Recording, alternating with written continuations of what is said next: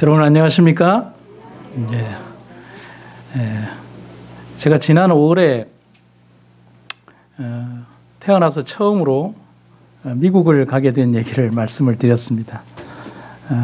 여권도 처음 발급받고 처음 가게 된 게 여행 때문에 간 게 아니라 전도의 초청을 받고 이렇게 미국에 있는 한 교회에 신앙 부흥회를 인도하러 가게 되었습니다. 근데 한국을 떠나면서 가장 먼저 했던 고민은 한 번도 외국 경험이 없었던 저에게 했던 고민은 입국 심사였습니다. 길이 초행인 사람에게 있어서 들려오는 많은 이야기들은 단순한 호기심이 아니라 이렇게 통과를 못할 수도 있다라고 하는 어떤 두려운 어떤 그런 내용들이 있었습니다. 물론 자주 갔다 하신 분에게는 그런 게 어렵지 않겠지만은 제가 말씀드렸듯이 저는 초행이었습니다. 샌프란시스코 공항에 내려서 입국 심사장 앞에서 여러 개의 줄이 보이고 사람들이 입국 심사를 받았습니다. 어떤 사람은 아주 가볍게 짧게 인터뷰를 하고 짧은 시간에 입국 도장을 받고 나가고, 어떤 사람은 아주 난처한 모습으로 아주 긴 대화를 하고 아주 심각하게 그 입국 심사관과 대화를 하는 장면이 보였습니다. 하지만 공통적으로 그 길에 서 있는 모든 사람들은 전부 다 자기의 차례가 되기 전에 저희들처럼 조금 긴장한 모습이 역력했습니다. 그러면서 저희도 거기에 있는 모든 사람들처럼 거기 있는 여러 명의 입국 심사관들을 보면서 이런 생각을 하죠. 우리는 어떤 입국 심사관을 만날까? 우리들 마음처럼 심사관의 얼굴들을 이렇게 하나씩 보면서 그렇게 하는 거 있잖아요. 저 사람은 좀 깐깐해 보이고 저 사람은 마음이 좀 좋아 보이고, 이건 순전히 저희들 생각이잖아요. 그래서 어떤 누군가를 평가하는 것처럼 이 줄을 설 것인가 저 줄을 설 것인가 고민을 좀 해봐야 하는데, 여러분 아시다시피 이제 미국의 보통 줄서기는 1줄석이라고 해서 한 줄로 쭉 선 다음에 분배하듯이 가기 때문에 선택권이 별로 없었습니다. 저희들도 저쪽에 가고 싶었는데 거기에 있는 줄 서는 사람이 이리 가라고 해서 할 수 없이 저쪽으로 가게 되었습니다. 근데 우리 앞에 서 있는 그 동유럽의 어떤 남자가 자기 차례인데도 불구하고 저희들에게 자리를 양보해 줍니다. 그래서 우리 차례가 아니라고 저희가 얘기를 하니까 그 양반이 휴대폰과 종이를 보여주면서 자신의 서류에 좀 문제가 생겼다고 하면서 제일 끝 뒷자리로 가면서 아주 슬픈 얼굴을 짓는 걸 봤습니다. 그러고 나니까 저희들 마음이 조금 더 무거워졌습니다. 저희들 순서가 되었습니다. 저희들이 간 곳은 흑인 여자 심사관이 이렇게 있고 이렇게 아주 인상이 좋은 분이었습니다. 저희는 굉장히 긴장을 하고 있는데 그 입국 심사관이 모니터를 이렇게 보면서 이렇게 저희들에게 얼굴을 다시 보면서 이렇게 묻는 겁니다. 아주 가벼운 질문만 하는 겁니다. 며칠을 묵을 거냐? 돈은 얼마나 가지고 있느냐? 직업은 뭐냐? 그리고 뭐 어디를 돌아다닐 거냐? 숙소는 어디쯤 될 거냐? 뭐 이렇게 합니다. 그러더니만은 좋은 여행이 되라고 하면서 도장을 콱 찍어주고 가라는 겁니다. 저희가 이게 다냐고 라고 하니까 들어가면 된다고 했습니다. 기대나 염려와는 달리 이렇게 샌프란시스코에서의 미국 입국 심사는 저희들이 염려했던 것과는 달리 굉장히 이렇게 쉽게 끝이 났습니다. 말 그대로 우리는 입국 심사에 통과된 것입니다. 아주 오랜만에 이런 긴장감 있는 심사를 받으면서 생각을 하게 되었습니다. 정말 우리에게 남은 입국 심사는 따로 있지 않느냐 하는 것입니다. 우리는 곧 열리게 될 하늘 법정에서 천국에 들어갈 자격이 있는지에 대한 심사를 받게 될 것입니다. 그때 과연 우리는 하늘 천국에 들어갈 입국 심사관의 오케이 판정을 받으면서 앞으로 재미있는 하늘 천년 여행을 시작하십시오라는 축하를 받으면서 그 관문을 통과할 수 있을까? 그냥 우리들이 생각했던 막연한 기대감으로 좋은 입국 심사관을 만나기를 여행으로 기대해서는 안 됩니다. 왜냐하면 우리가 천국에 앞에 가게 될 천국 입국 심사관은 누구에 따라서 쉽게 하거나 어려운 과정이 되지 않고 오직 공정한 심판만을 하시게 될 것이기 때문입니다. 하지만 이미 하늘 입국장의 모니터에는 우리가 살아왔던 이 땅의 기록들이 다 기록되어 모니터되고 있음을 알아야 합니다. 우리의 살아온 삶은 빠짐없이 기록되어 있고 우리는 그 살아왔던 삶의 기록을 가지고 입국 심사를 받게 됩니다. 그래서 우리가 살아가는 오늘 하루하루를 정말 아름답고 또 믿음 있게 살아가야 되겠다는 결심을 하게 됩니다. 천국 입국 심사관은 입국에 필요한 완벽한 점수가 아니라 성실한 삶의 점수로 우리에게 오케이 사인을 줄 것입니다. 그날 달아보니 부족하다라는 두렵고 떨리는 심판을 받는 일이 없는 여러분과 제가 되기를 간절히 바랍니다. 그리고 재림의 날 우리 모두 하늘 여행자들이 되어서 천국 여행에 축복받은 이들이 되기를 간절히 바랍니다. 그래서 저는 오늘 여러분들과 함께 하늘을 향한 준비를 위해 입국 심사라는 제목으로 오늘의 말씀을 드릴까 합니다. 먼저 마태복음 25장 31절부터 34절까지에 있는 말을 보도록 하겠습니다. 인자가 자기 영광으로 모든 천사와 함께 올 때에 자기 영광의 보좌에 앉으리니 모든 민족을 그 앞에 모으고 각각 구분하기를 목자가 양과 염소를 구분하는 것 같이 하여 양은 그 오른편에 염소는 왼편에 두리라. 그때 임금이 그 오른편에 있는 자들에게 이르시되 내 아버지께 복받을 자들이여 나와 창세로부터 너희를 위하여 예비된 나라를 상속받으라. 아멘. 분명한 입국 심사의 엄중한 심판의 날이 다가오고 있습니다. 우리는 우리의 모습이 과연 그 심사를 통과할 만한 믿음과 삶을 살고 있는지 다시 한번 오늘 이 시간에 깊이 생각해보는 여러분과 제가 되기를 간절히 바랍니다. 분명한 것은 어떤 것도 정해져 있지 않지만 분명한 것은 그날이 다가오고 있으며 그날이 정말 속히 우리들에게 다가오고 있다는 사실인 것입니다. 그래서 제가 한 두 가지를 생각을 해봤습니다. 한번 제목을 읽어볼까요? 시작. 나는 그날을 준비하고 있는가? 조금 다르게 얘기하면 나는 그날을 정말 기다리고 있는가입니다. 우리가 분명히 생각해야 할 사실은 나는 그날을 준비하고 있는가입니다. 여러분, 준비라는 말의 사전적인 뜻을 여러분 어떻게 생각하십니까? 준비가 뭐예요? 예, 준비가 준비죠. 그래서 제가 국어사전을 이렇게 뒤져보면 준비라는 말에 대해서 이렇게 별신동치 않습니다. 그래서 제가 생각하는 신앙적인 의미에 있어서의 어떤 준비라는 말을 제 나름으로 이렇게 한번 이렇게 풀이를 해봤습니다. 준비라는 말은 어떤 시제성을 가지고 있는가? 준비는 현재라는 시간 속에 살고 있지만 다가올 미지의 그 시간을 위하여 오늘을 그 날처럼 사는 것을 말한다. 여러분 맞습니까? 그래서 준비의 과정은 어떤 그 결과들이 오늘 당장에 내가 그 결과를 보기 위하여 준비하고 있는 것이 아니라 준비하는 과정을 통해서 맞게 되는 미지의 어떤 그 날을 위하여 오늘을 그 날처럼 사는 것을 준비의 날이라고 하는 것입니다. 그래서 우리가 금요일을 예비일이라고 하면 그 예비일의 시간을 어떤 날처럼 준비하는 것입니까? 안식일을 맞이하는 것처럼 안식일의 마음처럼 준비를 해서 안식일을 맞이하는 것입니다.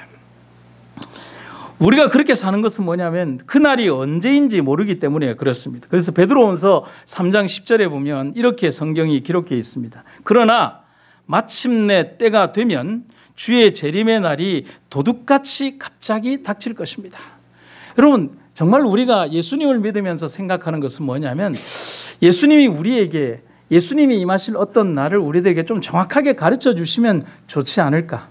이렇게 흐트러진 모습으로 갑자기 손님이 탁 들이닥쳐서 싱크대에는 그릇이 이만큼 쌓여 있고 그냥 거실 바닥에는 옷들이 너저분하게 있고 그리고 안방에는 이불이 이렇게 쌓여 있는데 웃는 분들은 다 이렇게 있습니다. 우리 집도 예외는 아니지만 이렇게 되어 있는 상황에서 어느 날 불시에 오는 손님과 같은 거예요. 그런데 도둑이 어느 날 가면서 제가 몇 월 며칠 날 귀되게 방문하겠습니다. 택배기사처럼 하면 그 도둑은 바보가 아니겠습니까? 예수님의 재림의 날을 무엇에 비유하고 있냐면 전혀 가늠할 수 없고 전혀 예측할 수 없고 그리고 전혀 우리가 대비하지 않은 그 시간에 오는 도둑과 같이 그날이 임할 것이다 라고 얘기를 하는 겁니다. 문제가 있습니다. 여러분 어떤 문제가 있을까요? 우리 재림교인들에게 이 준비에 관해서 재림에 관해서 문제가 있어요. 제가 설교를 준비하면서 보니까 문제가 있구나라고 생각했습니다.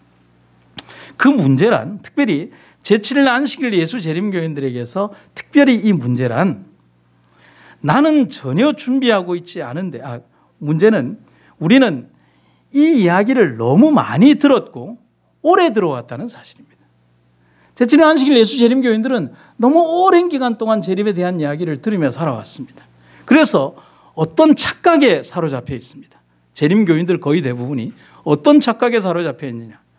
나는 전혀 준비하고 있지 않지만 준비된 것 같은 마음에 갇혀 지낸다는 말입니다. 여러분 공감 안 하셔도 우리의 실제의 모습들이 그렇습니다. 실상은 어떤 것도 준비되어 있지 않은데 삶을 살아가며 무감각해지고 자신의 삶이 어떤 삶이든 그게 내가 준비하고 있다라고 자위하면서 살아가고 있는 신앙이 우리들의 삶이라고 하는 사실입니다. 그래서 라퐁텐드라고 하는 17세기의 프랑스의 시인이요, 그 동화학자는 우리들에게 좀 의미 있는 한 명언을 남기고 있습니다. 세상 경험이 부족한 이들이 가장 쉽게 저지르는 실수 중에 하나는 분명히 하나밖에 모르는데 자기는 셋을 안다라고 착각하는 거다. 여러분 이 말의 의미를 아시겠습니까? 세상 사람들 가운데 어리석은 사람들이 가지는 것 중에 하나가 그렇다는 사실이죠. 하나밖에 모르는데 자기는 셋을 알고 있다라고 생각하는 착각. 퐁텐느의 저 말은 자신의 모습을 바로 보지 못하고 살아가는 오늘의 신앙인들에게 정말 중요한 기별을 던져주고 있습니다. 신앙인으로서 우리는 그날을 준비하며 살아가고 있는지, 준비하고 있다면 과연 어떻게 준비하고 있는가, 오늘 우리에게 질문해 보아야 합니다.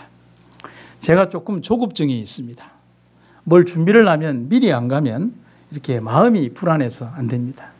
그래서 열차 시간이 11시면 한 10시쯤 도착해야 마음이 편합니다.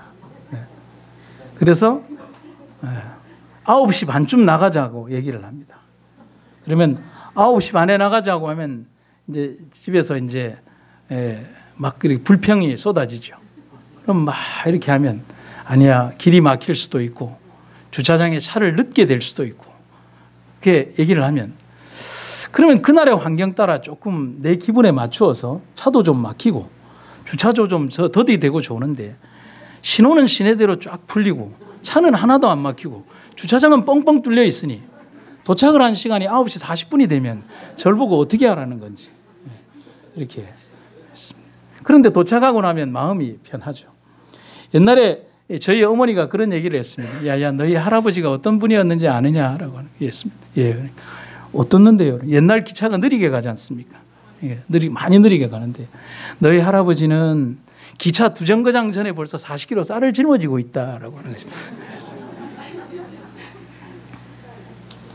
참 마음에 드는 할아버지입니다. 그럼 오늘 우리가 무언가에 대해서 준비를 하고 있으면 그날을 정말 기다리게 됩니다. 여러분 주말에 숙제를 열심히 해놓은 친구들은 월요일 날에 선생님의 숙제 검사를 기다리게 되죠.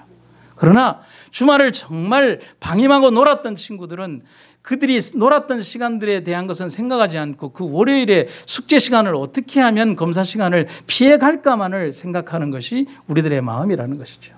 그래서 오늘 정말 신앙인으로서 준비의 과정을 살아가는 사람들은 재림이 사무치도록 기다리는 시간이 된다는 사실이죠. 오늘을 그날처럼 산다는 것이죠.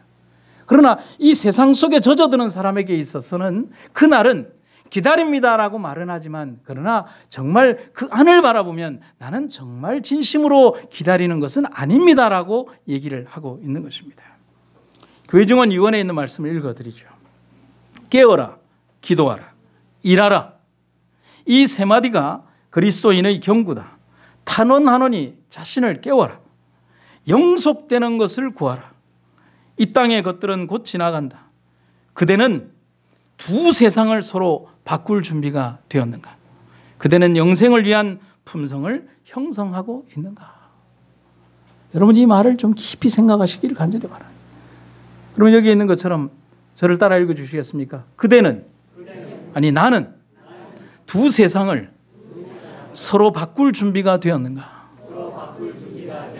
유한한 세상과 무한한 세상, 그리고 죽을 세상과 영원한 생명이 있는 그 세상, 그리고 기한이 끝나는 세상과 영원히 지속되는 그 세상을 바꿀 준비가 오늘 되었는가? 오늘 준비되지 않는다면 결코 그날이 다가온다 할지라도 우리는 그날의 주인공이 될 수 없음을 성경은 우리에게 분명히 얘기하는 것입니다.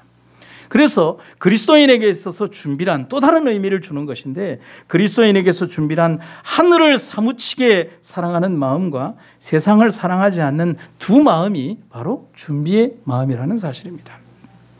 여러분, 마태복음 19장에 보면 세상의 재물이 너무 아까워서 예수님을 등진 부자 청년의 이야기를 기억하고 계십니까? 예수님이 그 부자 청년에게 얘기를 합니다. 너희의 소유를 팔아 가난한 자들에게 주라는 명령 뒤에 예수님의 말씀이 그냥 그거로 딱 끝난 게 아닙니다. 너 돈 다 없애버려, 그게 아닙니다. 하늘에서 내게 보화가 있으리라는 축복의 말씀을 하십니다. 그런데 이 부자 청년이 그렇게 하지 못한 이유를 성경은 그 뒤에 기록을 하고 있습니다. 그 청년이 재물이 많음으로 이 말씀을 듣고 근심하면서 떠나갔다라고 했습니다.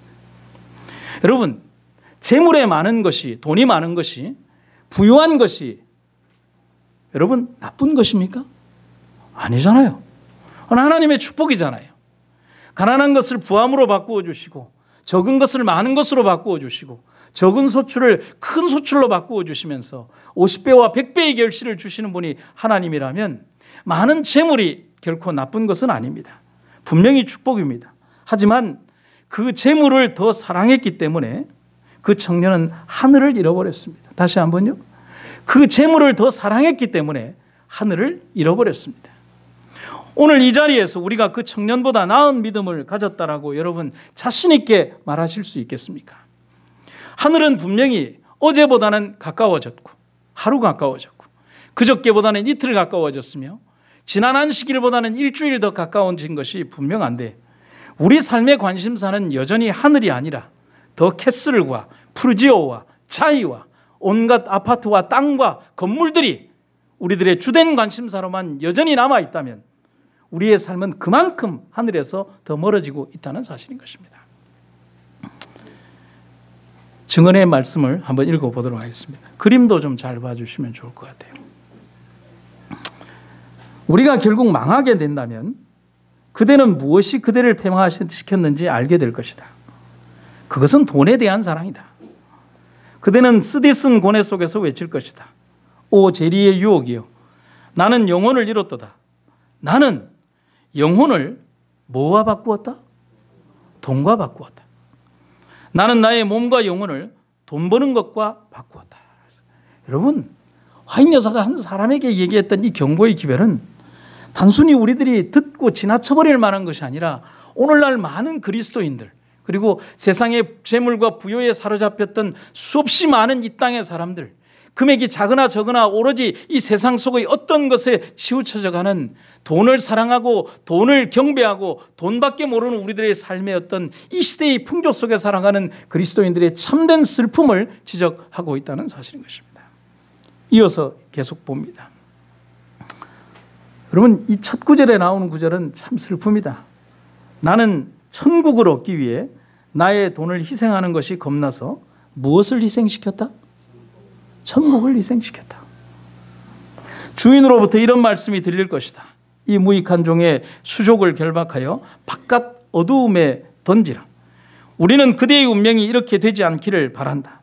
우리는 그대가 그대의 재물을 천국으로 옮겨오기를, 그대의 애정을 옮겨와서 하나님과 불멸의 재물에 굳게 고정시키기를 간절히 바란다. 아멘입니까? 그래서 어떤 분이 그런 얘기를 했죠.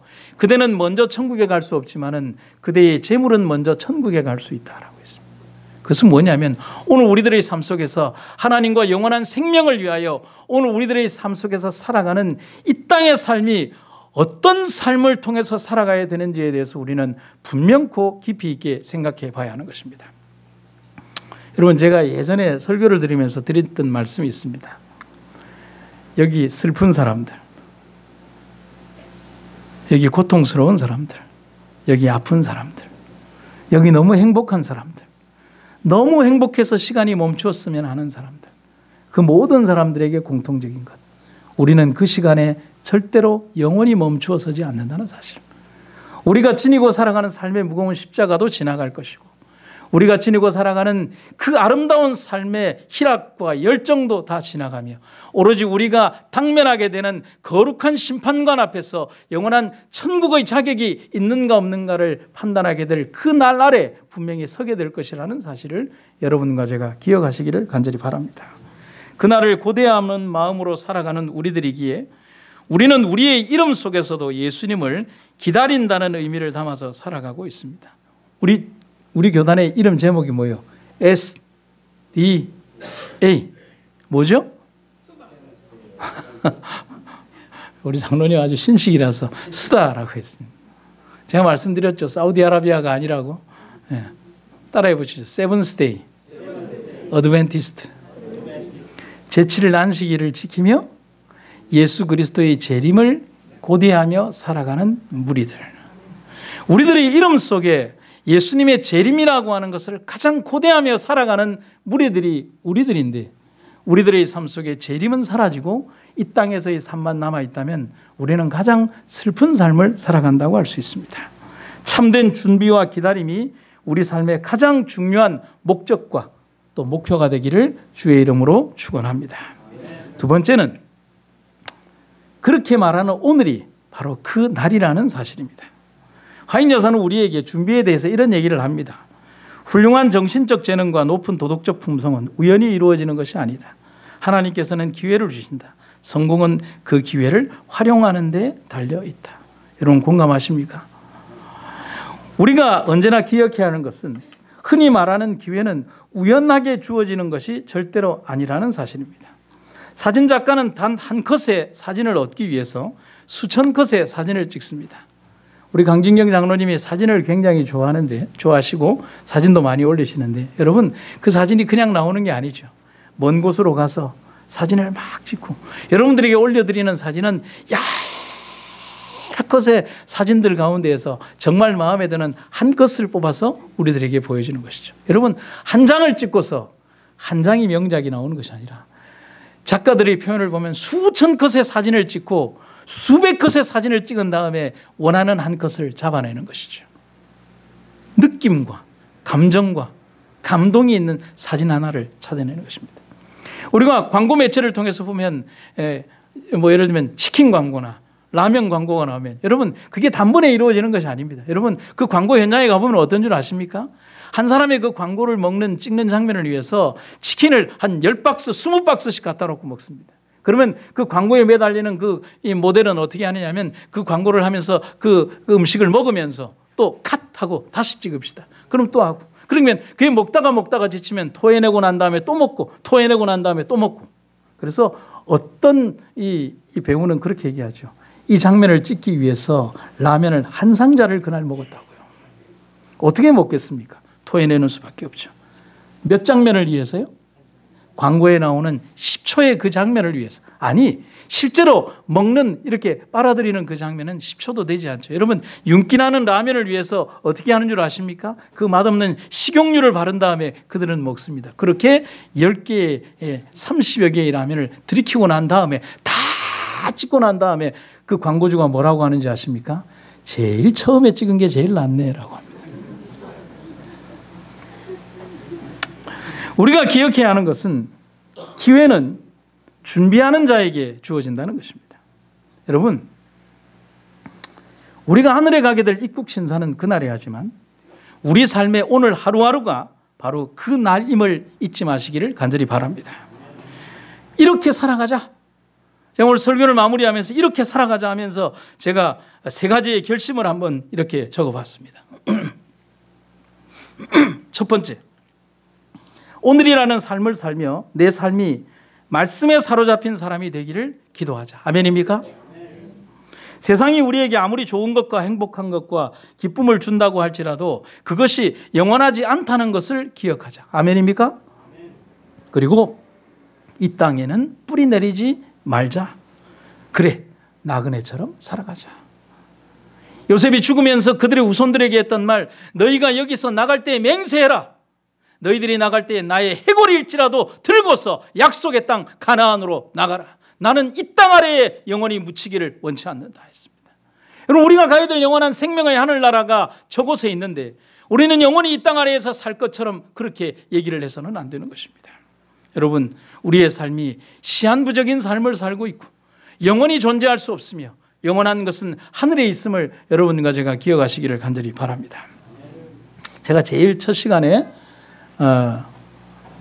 이제 미국에 가는 얘기를 했는데 경험이 없었던 제가 뭘 작성을 해야 된다라고 하더라고요. ESTA라고 하는 거. 저도 이걸 처음 알았어요. 여권 사전 심사 제도 혹은 다른 말로 전자여행 허가제라고 하는 것입니다.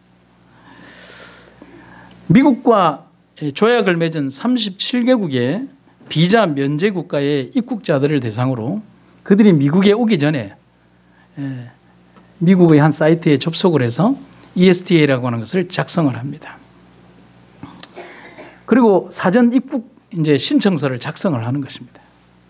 여기에는 말 그대로 뭘 적느냐 하면 입국 전에 그리고 내가 비행기를 타고 가기 하루 전, 최소한 하루 전에 내 일정, 내가 방문하는 이유, 머무르는 기간, 나의 직업, 숙소, 연락처 등을 거짓 없이 그리고 정확하게 기록을 하면 거기에서 당신의 ESTA가 바로 신청이 되어 통과되었습니다. 아름다운 미국 여행이 되십시오라고 하는 그 로고가 딱 뜨게 됩니다.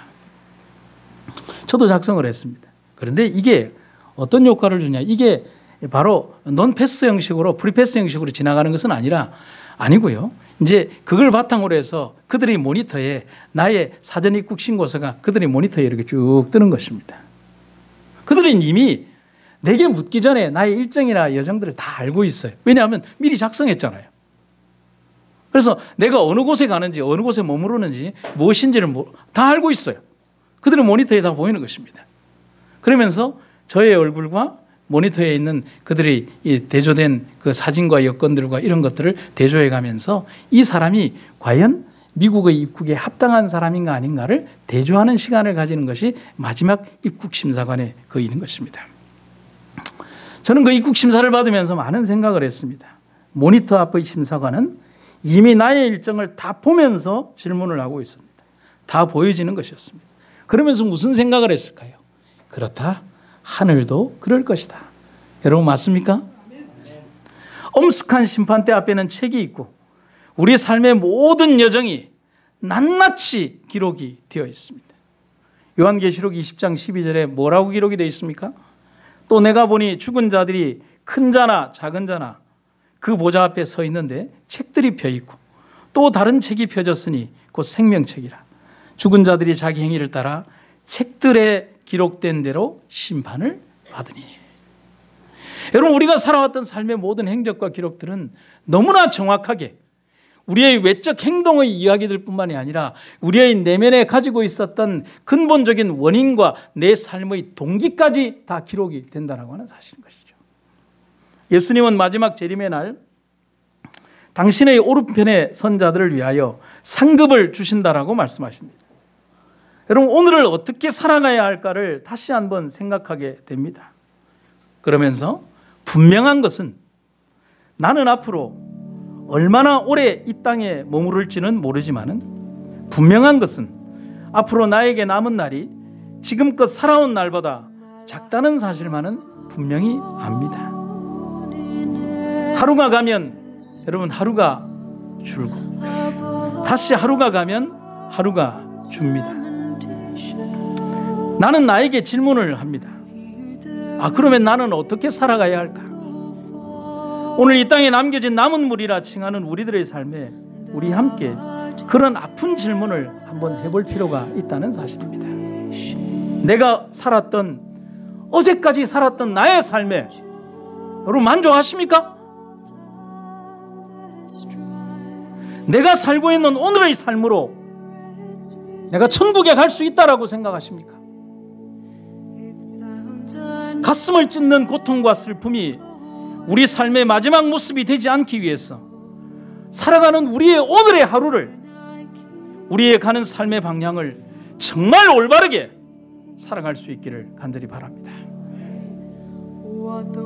알 수는 없지만 정말 분명한 것은 주님은 분명히 오신다는 사실입니다. 한 이야기를 들려드리고 말씀을 마치겠습니다. 프랭크 루프라고 하는 한 박사님이 계셨습니다. 근데 이분이 병에 걸리면서 23년간을 관절염으로 고생하게 되었습니다. 그리고 그는 장애인이 되었습니다. 그런 상태에서 이 관절염이 너무 심해서 휠체어도 타지 못하고 그냥 침대에 누워서만 생활할 수밖에 없는 중증 장애인이 되었습니다. 그런데 그의 마음속에는 하나님을 정말 신실히 사랑하는 신앙인으로 살았습니다. 그러면서 그는 눈물을 흘리면서 하나님이여, 내가 하나님의 일을 할 수 없는 사람인가요? 나는 침대에 누워서 이제는 어떤 일도 할 수 없는 그런 사람이 되어버렸나요? 울면서 기도했습니다. 그때 하나님께서 그의 마음속에 이런 얘기를 합니다. 사랑하는 아들아, 어떤 때에라도 어떤 일이든지 할 수 있다.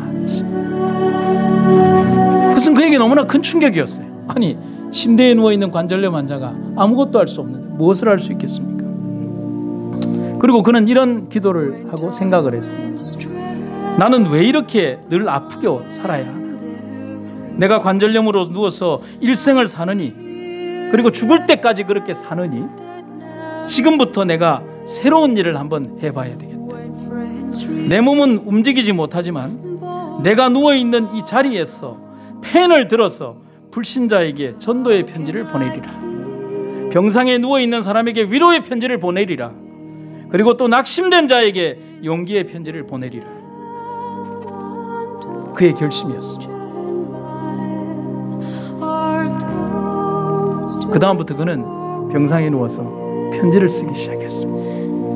그러면서 그는 병상에 누운 다른 장애인들과 불행한 사람들의 이름과 주소를 모아가지고 그들에게 격려의 편지를 썼습니다. 사랑하는 누구누구야, 얼마나 상심이 크십니까? 성경절과 그리고 아픈 손으로 글을 써내려갔습니다. 그렇게 그는 침대에 누워서 매년 편지를 14,000통의 편지를 매년 썼습니다. 하루 24시간의 기간 가운데 그가 눈을 떠 있는 그 시간, 그는 거의 대부분을 편지를 쓰는데 사용을 했습니다. 그 후에는 그가 방송과 지필로 수천 명의 병자들을 위로하게 되었습니다. 그리고 마침내 그의 뜻을 받아들여서 전국적인 협회가 만들어졌습니다.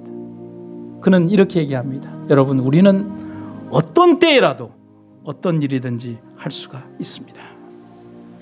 오늘 우리들에게 던지는 정말 중요한 도전적 질문이라고 하는 사실입니다.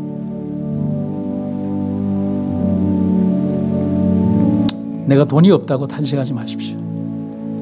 내가 늙었다라고 탄식하지 마십시오. 내가 여자라고, 혹은 능력이 없다고, 혹은 내가 은퇴했다고, 혹은 내가 이제 그 일을 해야 하냐라고 말씀하지 마십시오. 지미 카터 대통령은 대통령이 자기의 임기가 끝나고 난 다음에 그는 자기의 고향으로 돌아가서 주일학교 아이들을 가르치는 주일학교 선생님으로 돌아갔습니다. 무엇을 말하는 줄 아십니까? 우리는 스스로에게 너무 많은 신앙적 은퇴를 강요하며 살아가고 있다는 사실입니다. 준비합시다.